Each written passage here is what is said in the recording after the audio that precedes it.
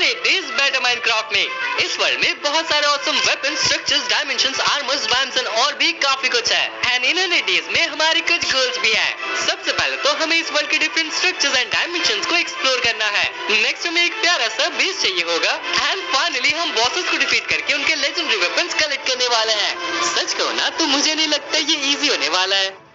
Okay, तो यार day 0 पे हम स्पॉन हो गए थे अपने इस वर्ल्ड में एंड यहाँ पे ना काफी सारी चीजें थी, लेकिन सबसे इम्पोर्टेंट था ये मिनी मैप, क्योंकि इससे ना हमें अपने आसपास के बाइम्स एंड स्ट्रक्चर्स का पहले ही पता चल जाता है। अब देखो, इसमें हमें एक बहुत बड़ा शिप तो दिख ही रहा था, लेकिन उसी के साथ ही साथ एक घर भी दिख रहा था।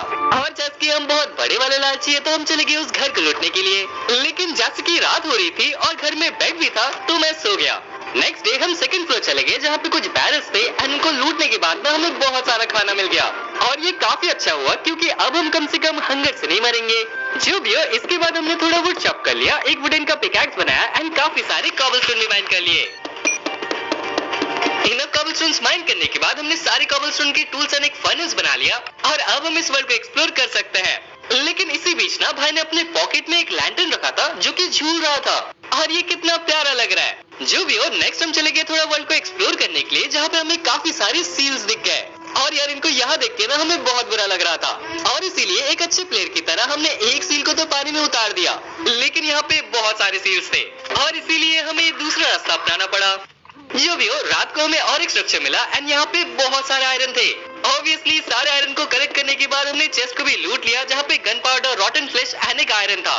बाकी रो आयरन को स्मेल्ट करने के बाद हमने एक बकेट एंड 2 शील्ड बना लिए और यार हम ऐसे ही घूम रहे थे एंड हमें और एक स्ट्रक्चर मिल गया। मतलब यहाँ पे कितने सारे स्ट्रक्चर है एंड हाँ, मैं कंप्लेन नहीं कर रहा, तारीफ कर रहा हूँ। तो हम ना उस स्ट्रक्चर पे भी चले गए एंड ये ना किसी तरह का स्टेबल लग रहा था। यहाँ पे एक विलेजर भी था एंड उसने हमें कहा कि हम इसके सारी चीजों को ले सकते हैं और जैसे कि आपको पता है कि हम विलेजर की बहुत रिस्पेक्ट करते हैं, तो हमने वहाँ पे सारे हेबल्स और उस सैडल को भी ले लिया। इसके बाद विलेजर को थैंक यू बोल के हम वहाँ से निकल गए एंड थोड़ा एक्सप्लोर करने के बाद हमें एक स्काई आइलैंड और एक वे स्टोन मिल गया। अब ये वे स्टोन ना हमें बाद में बहुत काम आएगा, लेकिन फिलहाल तो जस्ट हमने इसको कलेक्ट किया और वहाँ से भी निकल गए।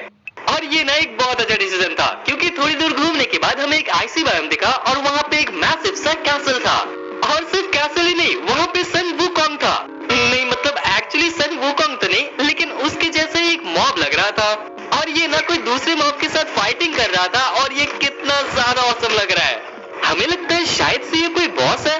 जो भी हो, इसको थोड़ी देर देखने के बाद ना हमें ये फ्रेंडली लग रहा था एंड इसलिए हम इसके पास चले गए और ये कितना ज्यादा ऑसम है। लाइक पहले तो ये ऐसा लग रहा है कि हमारे साथ बात कर रहा है, ऊपर से हम इसके साथ ट्रेनिंग भी कर सकते हैं एंड ये हमें कुछ पावरफुल सा ग्लव दे रहा था।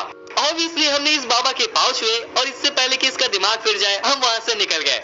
लेकिन यार मैं मजाक नहीं कर रहा, ये one of the best mobs था जो कि हमने आज तक कभी देखा है। लाइक सीरियसली ये हमसे बात कर रहा था। लेकिन जो हमने नेक्स्ट मॉब देखा ना वो भी कुछ कम नहीं था, क्योंकि हमने देखा एक ड्रैगन, एक लिटरल ड्रैगन